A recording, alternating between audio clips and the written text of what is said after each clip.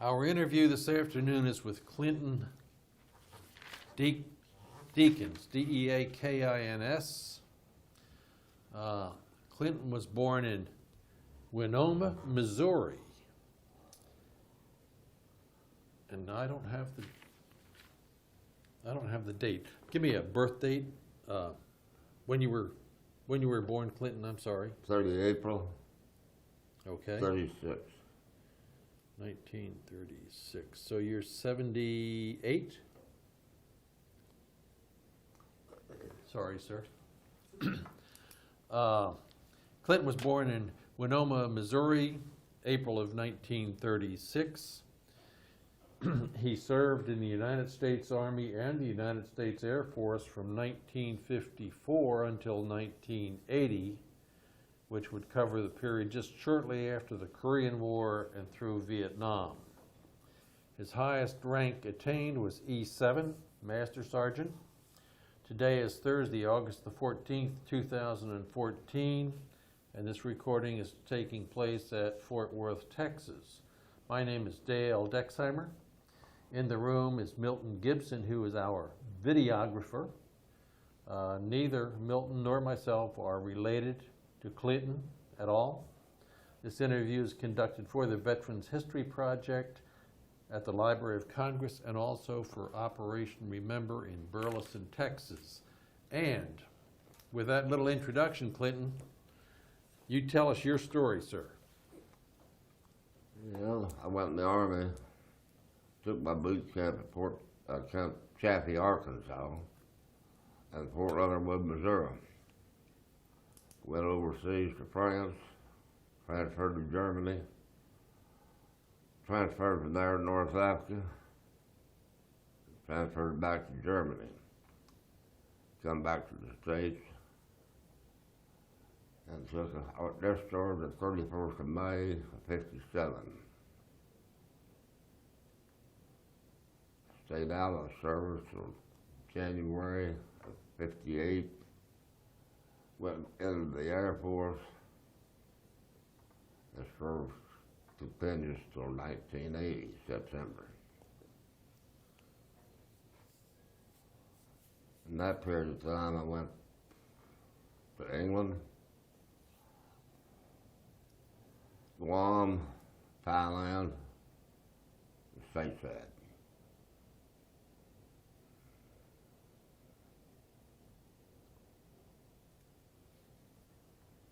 My entire career in the Air Force is all at stack, which is bombers. That's all I had worked on. B-47s and B-52s.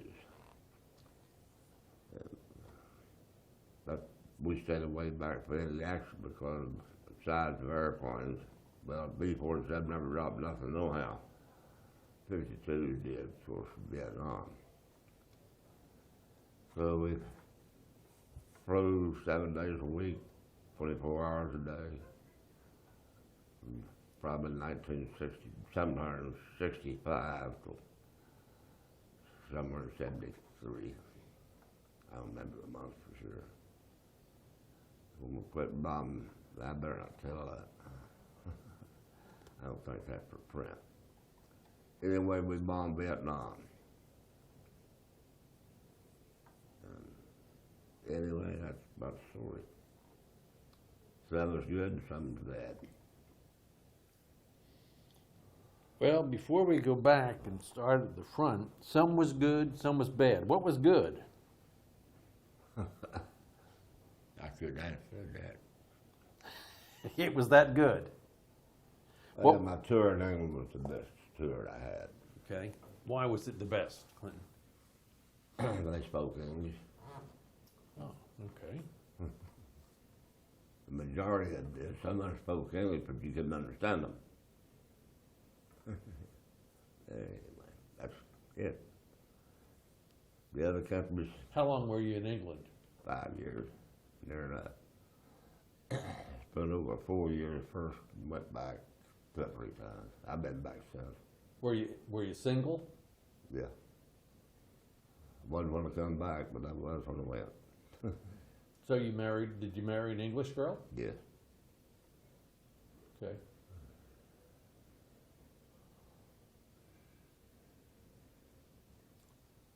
What about the bad? What was the worst place you were ever stationed? France, I'd say.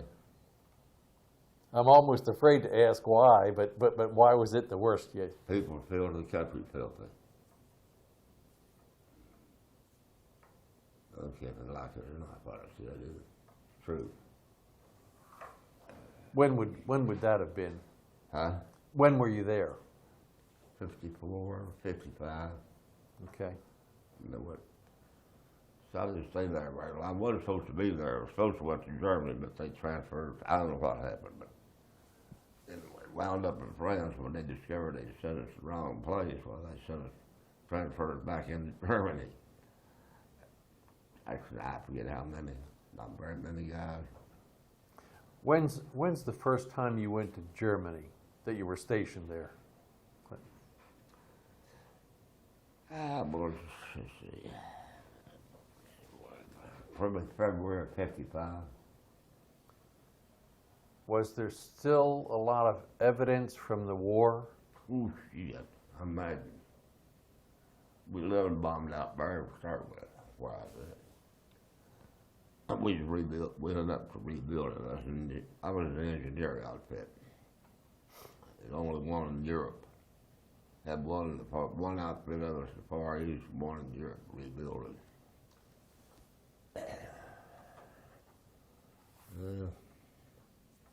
No heat in the barracks.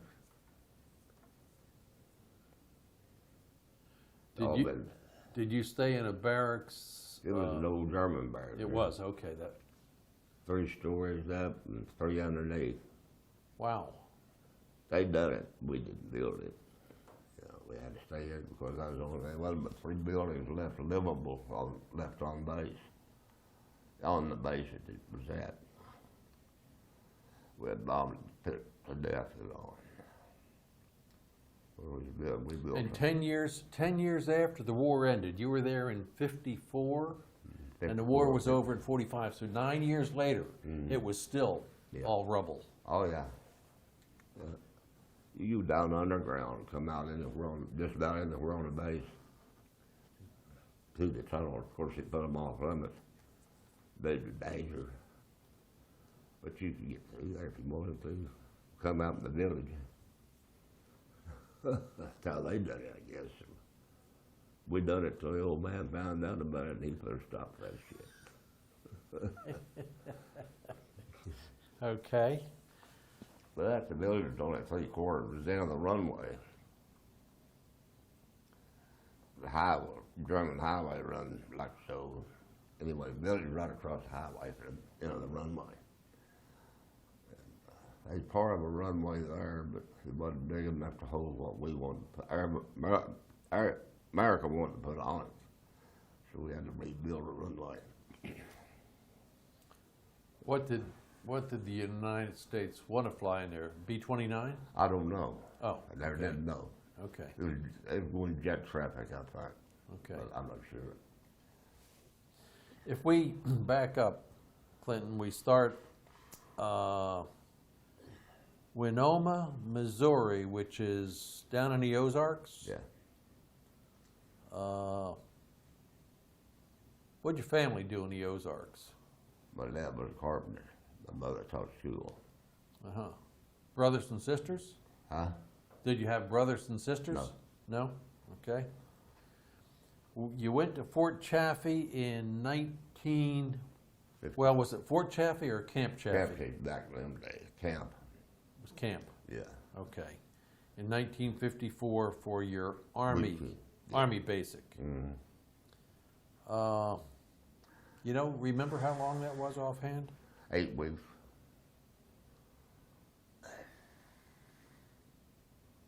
What'd you do for 8 weeks?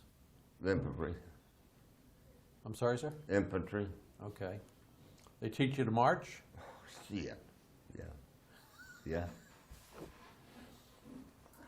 Quite a bit. You think you could do that order of arms today? Yeah. Probably. probably? I couldn't pick up the rifle anymore, probably, but I could still do it. I had to. They taught you to march, they Yeah. take you out the rifle range? Yeah. What'd you shoot? M1, 30 caliber, 50 caliber. M1 rifles. How far was the target on your M1? 100 yards up to 500 yards. You have to qualify at both? All the way down. 100, 200, 300, 400, 500. 500 is a long way out there. How big was the target? I don't remember for sure. I think it's 12 inches. 12 inches at 500 yards. Did you get them all in the black? No. Very Okay. few people did. Okay.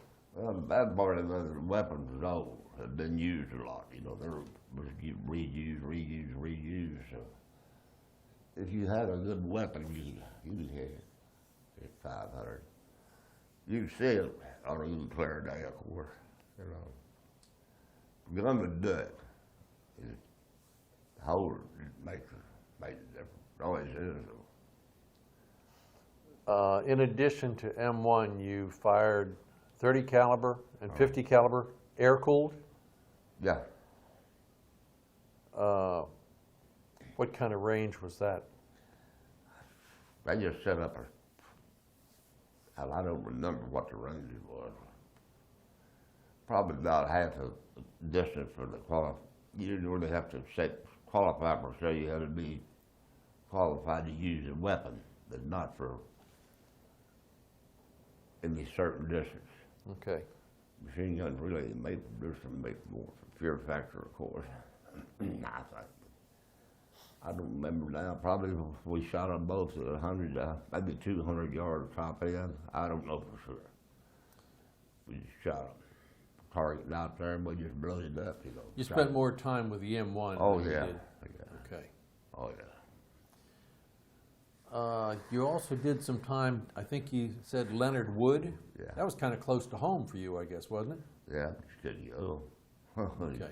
What'd you do at Leonard Wood? About the same thing, all Okay. over again. There's another 8 weeks extension. The actual boot camp at that time in history for the Army was 16 weeks. And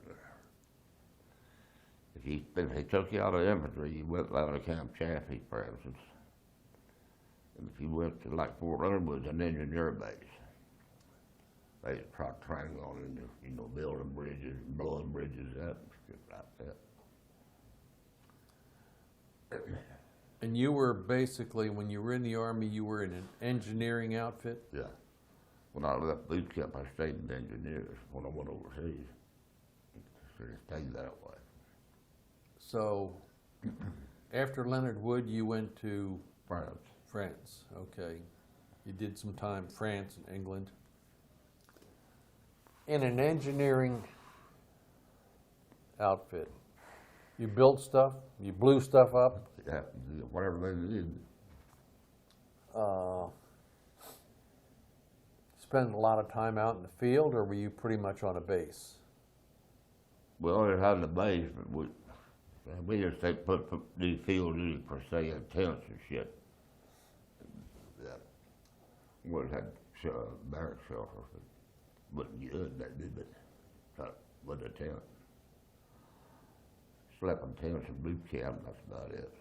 Half of that. You didn't. You worked 7 days a week, and you just had no tent time. When you were in the field working in an engineering outfit, was it like an 8 to 5 job? No. Daylight to dark. Daylight till dark. We didn't have night lights, so we had to work in the dark. But we worked. What they done was this: we worked 21 in a row, daylight to dark, in all 3 days. 21 in a row and then 3 off? Yeah. Wow. But we didn't have inspections. Most Army outfits had inspections. A lot of them around us knew it, but we didn't have inspections. We didn't have bed check. And we was outlawed at that point, because they pissed off, because they'd have to go back to base at 11 o'clock. We didn't. We had open hours. If we was off. But it was up to you. You could go every day in town if you wanted to stay. You had to be working daylight the next morning. So you had to, if you went, you suffered. That's all. What'd you do on those 3 days off? What's the GI do on his damn off? I was Navy, I don't know. Same thing they done on their days off. Bullshitter now. I guess we don't want to go into those stories, do we? No, okay. Okay. You Let's see fell, where I we- fell. Change the subject too quickly.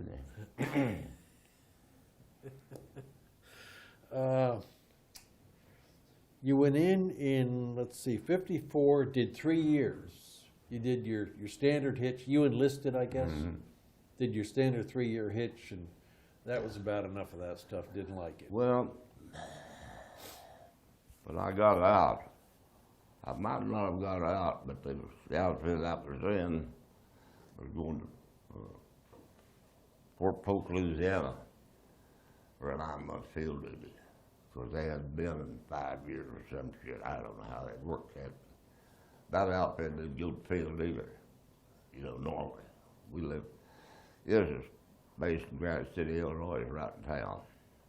Well, about 200 of us on the base. It was a good assignment. And, work for civilians. They done all the work, we just sat around and I worked in an office by the office and I had no job. I didn't have my career field on the base. I don't know how I got assigned there, but they signed me and wouldn't move me. So, same I got out. But then they were going to move you to Fort Polk. We was coming back to that base, and I didn't want 9 months at Fort Polk, Louisiana either. I'll get out. Why didn't you want to go to Fort Polk? Why, shit. Shit is buried you are in the goddamn state of Louisiana, buddy. I wound up getting stationed in Louisiana Air Force, and it wasn't at Fort Polk. Barksdale? Yeah. So you were out, you were only out for what, 3 or 4 months? June to 6 months. January. 6 months, 7 months. Yeah, 6 months. What'd you do during that time? Nothing. Run the highway. Could you get a job? Didn't try. You saved a little money in that 3 years and you just went in that 6 months and burned it all. Yeah. Okay. Partied. Laid drunk all night.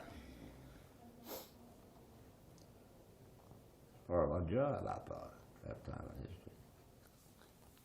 Was that something you picked up in the Army or did you maybe drink a little bit before you went in? Before I went in. Oh. You didn't know any bootleggers up there in Missouri, did you? Yeah. Still do. But you can't bring them back here. I could have brought back a lot, but I was leery. Too risky. Okay, so in January '58, you went back in the Air Force. How come you picked the Air Force that time? Well, the whole time that I spent out of the States in the Army, we spent on Air Force bases, or we rebuilt them. Well, when you rebuild them, you don't expect the best of conditions. But if you look around you, the Air Force didn't pull field duty at all, No tents, no gun carrying, no marching. And they took care of their dependents if you had dependents better. Or attempted to at least, But sometimes they do what you got to do, of course. I thought, well, I wasn't married, of course, anyway, didn't matter, that part didn't matter, but I thought, well, if I ever did get married, I'm still in. They'd try to take care of the dependents better than the Army would. I don't know about nowadays, but That's what.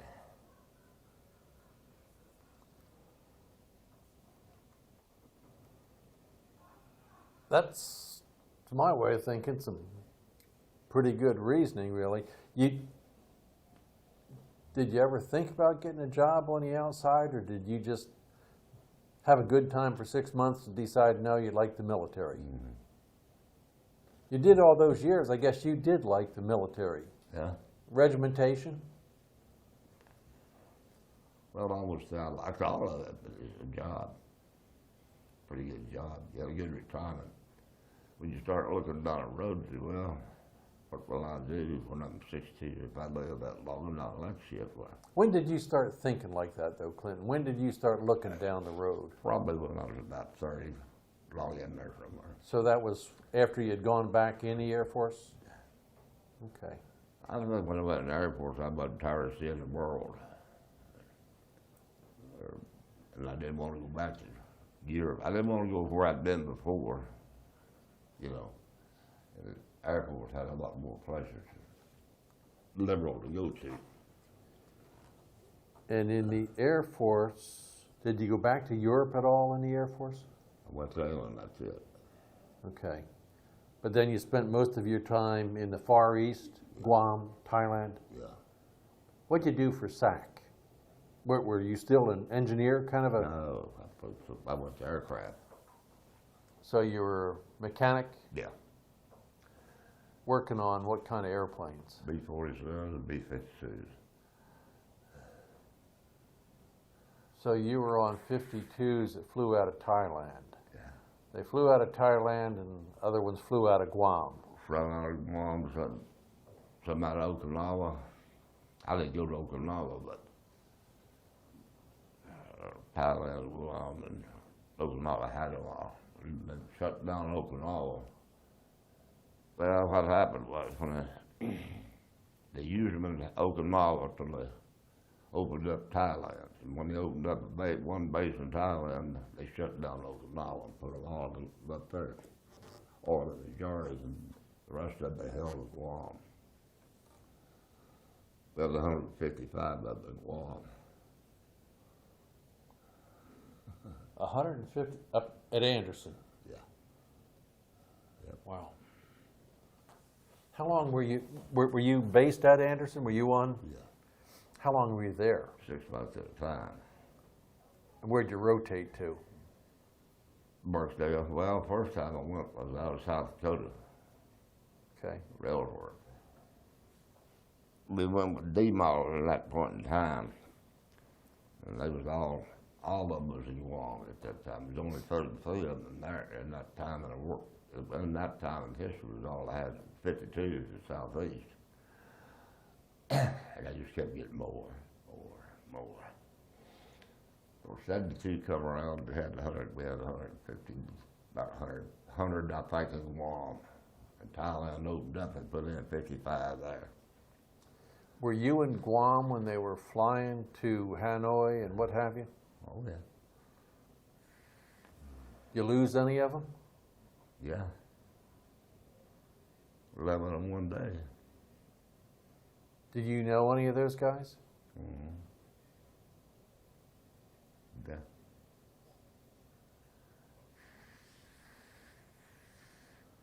When you were at Guam, Yeah. I was Navy and I was home ported in Guam, so if you were there for 6 months, Yeah. what'd you do when you weren't out there working on that airplane? Yeah. Look, that's what they have NCO clubs for, eh? And Chiefs clubs. Made them all. Okay. Yeah. Wasn't a lot. Did you ever go up to Japan? You ever do No. R&R and go up to Japan? Never wanted to. I didn't never Bangkok? want- Huh? Bangkok? Oh yeah, Bangkok, 90 miles. When you were in Thailand, yeah, I guess it was close, wasn't it? Huh? When you were in Thailand, Bangkok was close. 90 miles. Yeah, okay. Took you about an hour and a half, I guess, on the bus. I don't know where it's 90 miles. Yeah, it's about 90 probably. Pretty good to haul. We go back to Guam. What did you actually do? Were you an engine guy or avionics or? I was a what we call a 4-3 aircraft general. Which means you're a sheet metal guy, or? No, that's special. Crew chief types. Okay. In the 60s, I was on a flight line, and after that, I went to the office job, as we called it. Maintenance control. You work directly for the director of maintenance, which is colonel, of course. So that's how they had it set up. When we all got there in 72, yeah. There was 12 wings over there, 12 different wings from the States. And I was just in one of them, yeah. But it was normal shift, that with the stateside shift, the same job I'd done would be maybe 4 or 5 people top. Over that, we had 27 on a shift. Because you had a lot of airplanes. 7 days a week. You were stationed, what was the base in Thailand? Utapao. Utapao, okay. Utapao there, Anderson, for you to live on base, was it about the same, the conditions about the same? The barracks, the mess halls? The barracks was different. How? I was lucky. The office job I had, you work for so many high-ranking people, they almost had a choice of where you could put you. So you didn't have to worry about sleeping in 20-man tents, which they had 10,000 guys sleeping in tents. Get that from 72 on to about 2 years.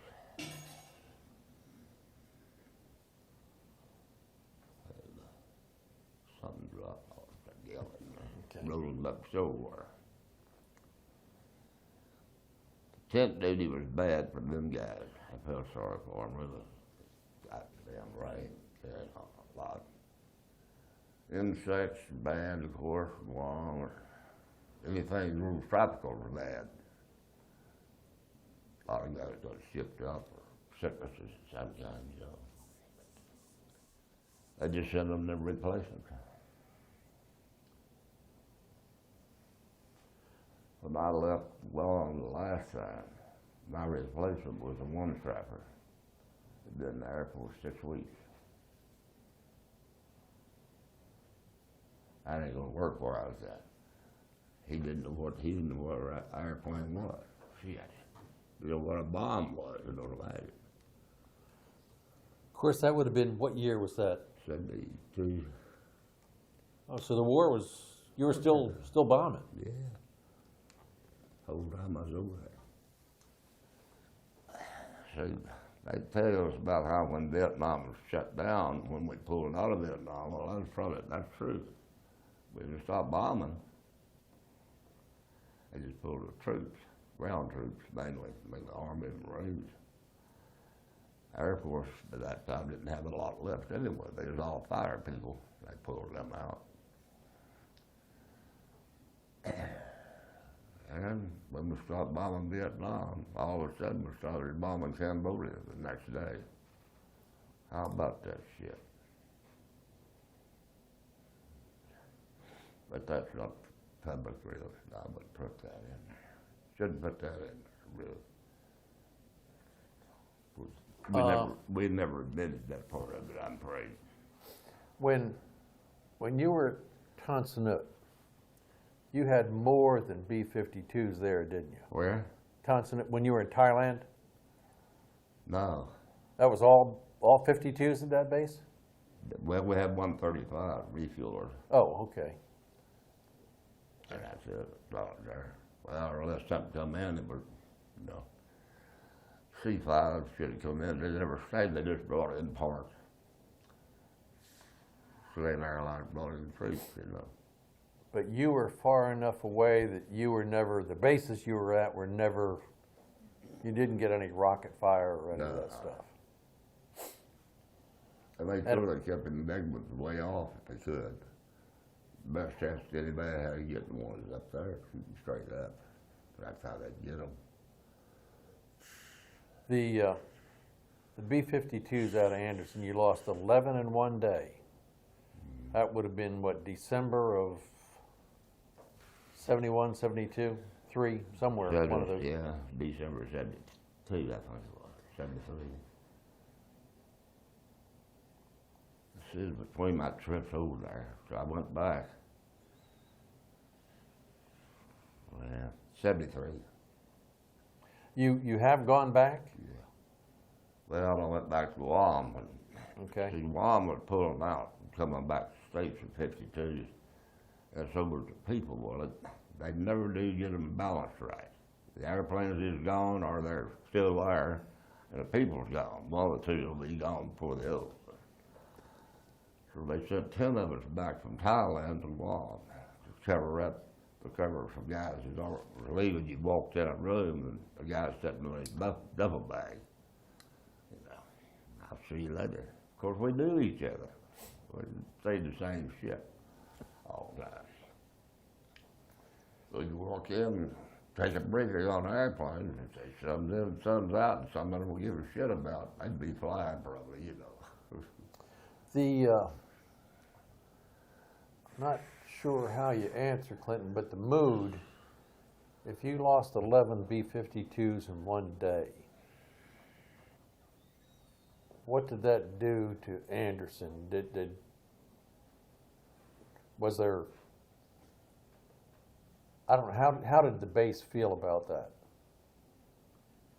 He just flew, just kept flying. It was just So what? different airplane, a different crew next to you. You lose a few, you lose a few, you know. Shit can't do nothing about it. We had an affair a couple of years ago where we had a number of people from the Hanoi Hilton, and a lot of those guys were 52 crews. Yeah, In some cases, the entire crew, all of them, made it back. yeah. But I'm sure there were some that Didn't. everybody was lost. Well, the ones that lost, they lost our plane and all. You didn't find shit. Let's see. The ones they captured was the bad part of it, and they decided to go into the same altitude with the same headings and shit. You across into Vietnam, and they couldn't go into this country so far. They couldn't go into over here so far. Whichever ones had more of it didn't like it. So you only had a certain route you had to fly, and they knew what the route was. And your targets for SAC, believe it or not, had to be, 3 people had to okay the target. President of the United States for one. Westmoreland, when I first got over there for the second one. Then the hospital of South Vietnam had to okay the target. They should have knocked 2 of them out of the system. The President of the United States, the fucker from South Vietnam, they should have had no choice in what we bombed. Fly the fucking airplane and bomb the shit. And don't take no prisoners. To me, it's interesting, and I would think Milton too, it's interesting to hear you say that. We've had people tell us that the school kids in Hanoi, they knew when to go get the bomb shelter because they knew when the 52s were coming. Mm-hmm. You could set your watch by Yeah, it. every 23 minutes. Yeah. So I guess Mr. McNamara was not always thought of highly. No. And Lyndon B. also. He was on one end and bad on the other end. Yeah, I think my opinion, I think he made a good replacement president as far as that goes. But a lot of it was taken out of his hand. The goddamn Congress and House Representatives took it out of the president's hand. One man can't do shit, not by himself. I blame them and I blame us because we're the cocksuckers that elected them to start with. If you don't vote, you got no choice. If you vote, you can argue about it all you want to. You ain't gonna win. It's a no-win situation, politics. Bullshit. So Vietnam was- overall, I'm sorry, go ahead. Vietnam was a brutal war. Was not liked by the American public. Had to be done, that's all, you know. That's my opinion. My opinion ain't worth shit. Obviously. But we're doing the same goddamn thing again, sitting over in Iraq, losing people, getting them wounded and shit. But you did 26 years, and overall, you pretty much enjoyed your time, Oh, didn't yeah. you? Oh, yeah. You guys enjoy it a certain amount, you can stay in. Any branch. They only had 27 systems to jam with. Oh, geez, I was on both of them, I know. D-Model had 100 and some. And you could jam anything they had, but it don't take a science man to figure out if you got no rocket with heading, you can't track it. You can't jam it if there's nothing there. They take the brain out of them and just pop it. It would be like shooting a flock of ducks on them 22. You said that somewhere, I guess maybe at Anderson when you first got there, they had the B model? D's. D's, okay. And I guess most of the 52s made were D's, weren't Yeah, they? majority of them, yeah. They started with the A's and B's were like late 50s, I think, weren't they? Early 60s? 49, I imagine. Were they something like that early? But they only built one or two of each Yeah. of those. The C model, they built quite a few of, but not many. D's, they built a bunch. E models, then they cut down on number. And I don't know how many they built. They only had about 4 bases E models in the United States. And they never did use them over there. When you go over I-20, when you go over through Shreveport, you can see the 52s over there. And when you see one in the air, you can tell right away there's a big Yeah. black trail behind that rascal. All right. Oh, are we back on? Been back.